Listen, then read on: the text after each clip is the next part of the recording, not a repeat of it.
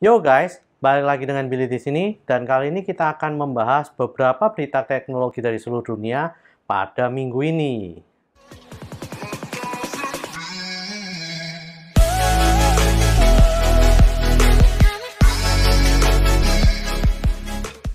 Oke, minggu ini kita kedatangan beberapa berita menarik khususnya dari Amerika ya guys. Nah, langsung aja nggak usah basa-basi, kita langsung ke berita pertama guys. Oke, berita pertama datang dari Tesla ya guys. Jadi Tesla ini mengembangkan sebuah robot yang memiliki AI ya harusnya, yang dinamakan Tesla Bot guys.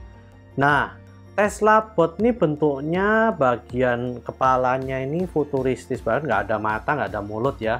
Tapi bentuknya seperti manusia banget gitu loh guys. Yang bagian kepalanya ini warnanya ada sedikit kesan hitamnya gitu di bagian mukanya ini ya.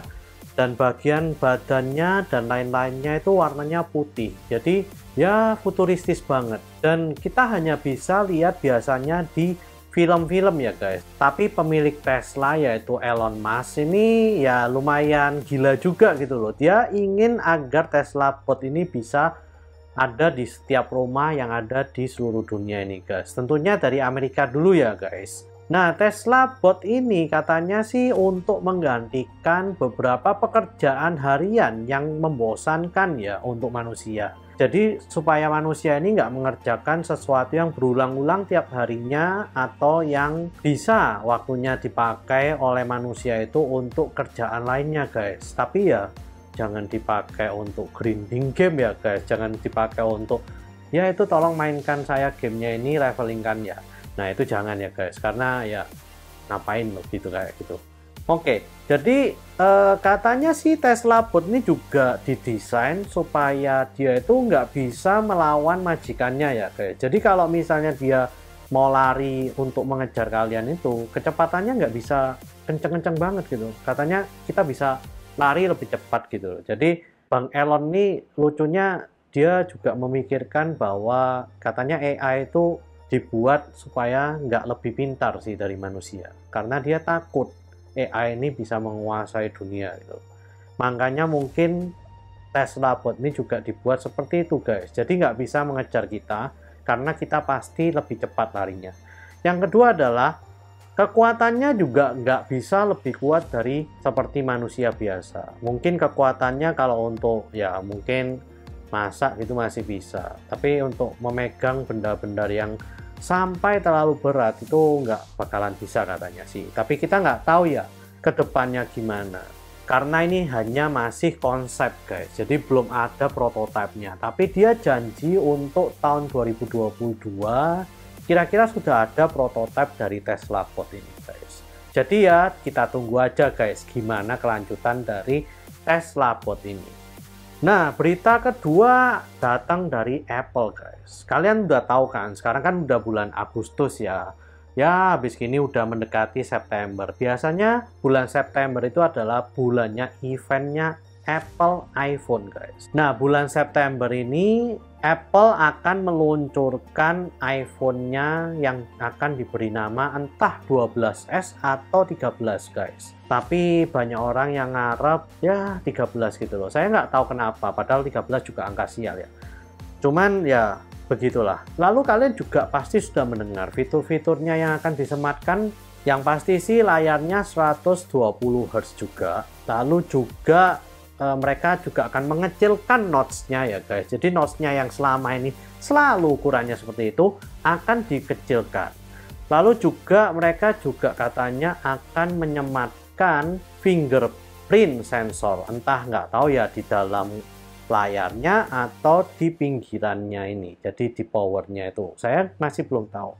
Dan ini masih juga bisa batal guys. Oh, lalu juga tidak ketinggalan mereka juga pasti akan menyematkan kamera yang lebih bagus lagi dan juga lebih besar lagi guys. Juga mereka menjanjikan ada video bokeh ya. Jadi kalau kita merekam video seperti saat ini, saya menggunakan iPhone X ini dan mungkin di iPhone 13 atau iPhone 12s nantinya itu waktu saya merekam gini, bagian belakangnya ini sudah bisa blur gitu loh. Jadi bokeh video itu akan diperkenalkan. Dan saya yakin sih kalau Apple itu pasti bisa melakukannya lebih bagus dari para rivalnya. Jadi saya ingat waktu dulu itu Samsung juga pernah mencoba untuk membuat video bokeh. Tapi nggak laku guys. Karena apa? Video bokehnya jelek banget sih, terus terang. Dan sampai sekarang sih jarang ya orang pakai itu.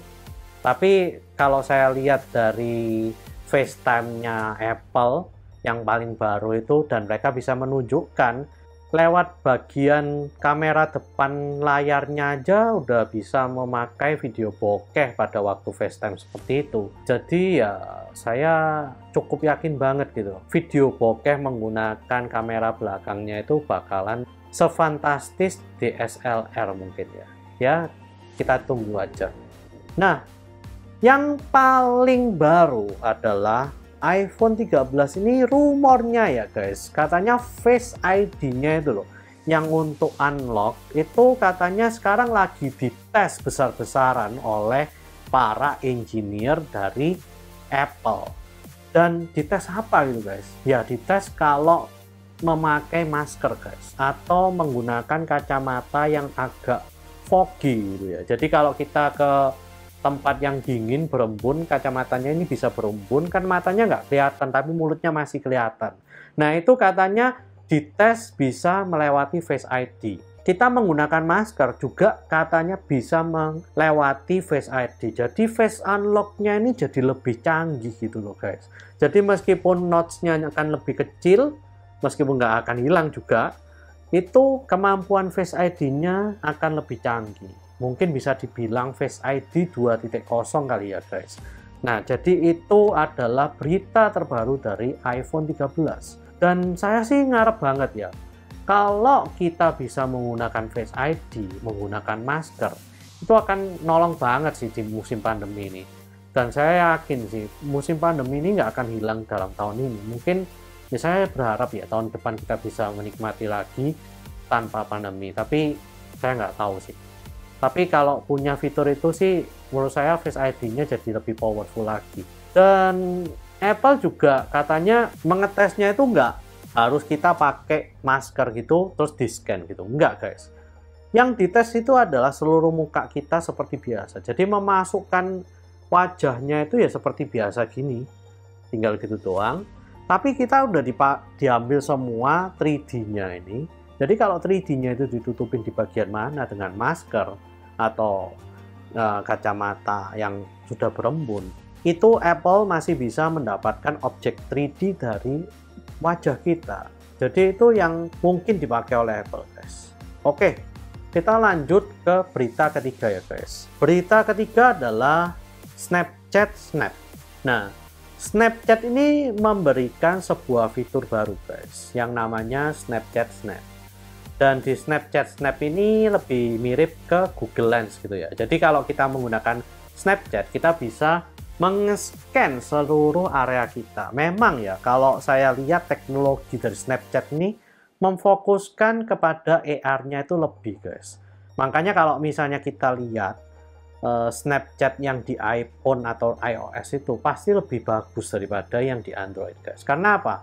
iPhone mementingkan teknologi AR-nya pada kameranya guys. Jadi mereka juga memberikan LiDAR kan, dan itu memberikan sesuatu detail yang sangat banyak untuk Snapchat untuk diprosesnya guys. Nah, Snapchat Snap ini gunanya apa sih sebenarnya? Ya seperti Google Lens gitu loh guys. Jadi kalau kita mengarahkan sesuatu ke objek, entah itu barang atau manusia atau baju atau tumbuhan atau mungkin kalau misalnya binatang juga, misalnya kita arahkan ke anjing gitu ya, dia bisa memberikan informasi, oh anjing ini tipenya apa. Nah kalau kita arahkan ke manusia, mungkin kalau misalnya data manusia tersebut udah ada di internet tersebar luas, bisa tahu gitu loh. Tapi itu agak susah sih guys, tapi bisa tahu loh ini namanya misalnya Andi gitu ya. Nah, jadi Snapchat Snap ini berusaha untuk menggantikan Google Lens. Tapi tentu saja hidup dalam ekosistem Snapchat-nya ya guys. Jadi kalian nggak usah keluar dari aplikasi tersebut, tapi bisa langsung tahu gitu loh. Jadi kita bisa misalnya di jalan apapun bisa memberikan petunjuk dia dari Snapchat Snap.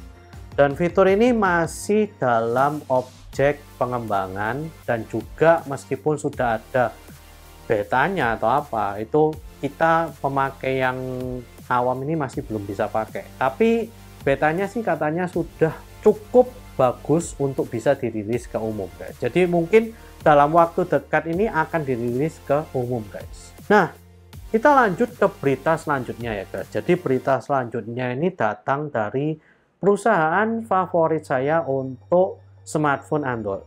Ya, favorit sih mungkin karena teknologi dan juga keterjangkauan harganya ya guys. Ya, berita selanjutnya datang dari Xiaomi guys. Nah, Xiaomi ini untuk tahun 2021 ini mengganti branding mereka itu dengan meninggalkan nama Mi ya. Jadi kalau biasanya dulu ada namanya Mi Mix 3, Mi 1, Mi 11 dan lain-lain itu, branding tersebut akan ditinggalkan mulai bulan ini guys. Jadi untuk bulan ini misalnya kita mau membeli sebuah HP yang paling baru kan Mi Mix 4 ya guys. Tapi mulai bulan ini akan diganti menjadi Xiaomi Mix 4 guys.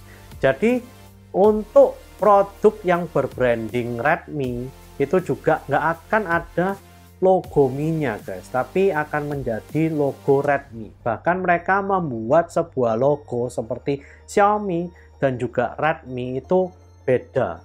Jadi mereka siap meninggalkan nama Mi. Saya nggak tahu kenapa, mungkin kalau menurut dugaan saya, Mi mereka artinya kan mobile internet atau Mission Impossible dulunya guys. Jadi karena mereka sekarang udah mengalahkan Apple ya di world global sales-nya itu.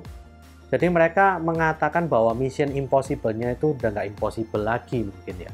Jadi mereka meninggalkan brand Mi-nya tersebut dan mengganti dengan nama brand mereka sekarang ini guys. Nah, oleh karena itu saya juga akan memberikan sebuah informasi yaitu tentang Xiaomi Mi Mix 4 ya. Namanya sebetulnya Mi Mix 4 sebelumnya. Nah, ini mereka meluncurkan sebuah smartphone terbaru yang layar depannya ini tidak ada notch-nya atau tidak ada punch hole-nya untuk kamera.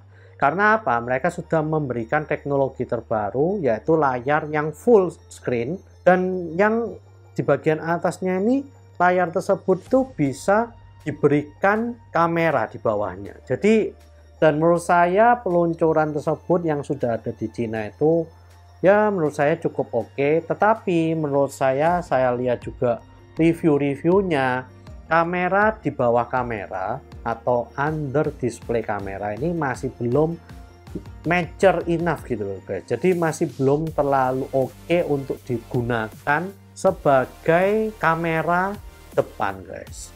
Pasti ada kurangnya dikit. Jadi menurut saya kalau kalian cuma pingin beli untuk keren-kerenan oke banget guys. Tapi untuk memakai selfie kameranya mendingan jangan deh guys, karena menurut saya kurang ya. Nah, dan yang terakhir adalah berita dari Xiaomi juga. Itu mereka baru-baru ini meluncurkan sebuah tablet baru pengganti dari Mi Pad 4 saya ini. Saya suka banget sih Mi Pad 4 ini.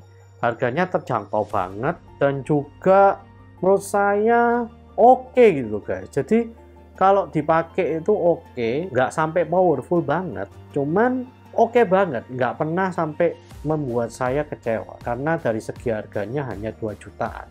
Dan kali ini Xiaomi habis-habisan untuk memperkenalkan Mi Pad 5 dan juga Mi Pad 5 Pro guys. Mi Pad 5 nya ini katanya sih Snapdragon 860 ya. Dan Mi Pad 5 Pro nya Snapdragon 870. Itu yang di Poco F3 loh guys. Jadi powernya powerful banget. Dan juga desainnya akan mengambil desain yang sama dengan iPad Pro guys. Jadi ujungnya yang benar-benar flat itu ditiru guys. Dan juga kameranya tentu saja lebih powerful yang di Mi Pad 5 Pro guys. Dan kameranya cukup bagus menurut saya. Kalau nggak salah 13 megapiksel. Dan ya, dan juga ada depth-nya guys yang di Pro-nya. Kalau yang di biasanya nggak ada depth sensornya ya. Tapi ya itu, semuanya bagian layarnya, terus habis itu juga ada Dolby Atmos sound-nya, terus juga ada bagian layarnya itu juga bagus. Pokoknya mereka benar-benar meniru iPad Pro, tapi harganya ini yang fantastis banget guys. Kalau nggak salah yang Mi Pad 5 Pro-nya itu hanya 5 jutaan. Oke lah, kita ambil 6 juta. 6 jutaan tapi dengan fitur dan performa yang mirip dengan iPad Pro. Siapa sih yang nggak pingin guys? Nah, mungkin itu saja ya guys, berita yang bisa saya sampaikan pada minggu ini guys. Nah, menurut kalian gimana kalau saya sampaikan berita tiap minggu seperti ini guys? Apakah kalian akan senang? Atau kalian lebih prefer kalau misalnya beritanya kalian ikuti sendiri gitu loh, di website-website teknologi yang sudah ada? Nah, saya butuh komentar dari kalian guys, karena saya tetap butuh masukan dari para viewer saya ya. Nah, kalian bisa tulis komentarnya di bawah video ini ya guys. Oke, sekian video saya. Share, like, dan subscribe jika kalian suka dengan video ini. See you guys di video selanjutnya. Pingin banget sih Xiaomi Pad 5 Pro ya. Bukan Mi Pad 5 Pro lagi sekarang, tapi Xiaomi Pad 5 Pro. Pingin banget. Moga-moga sih bisa keturutan ganti ya.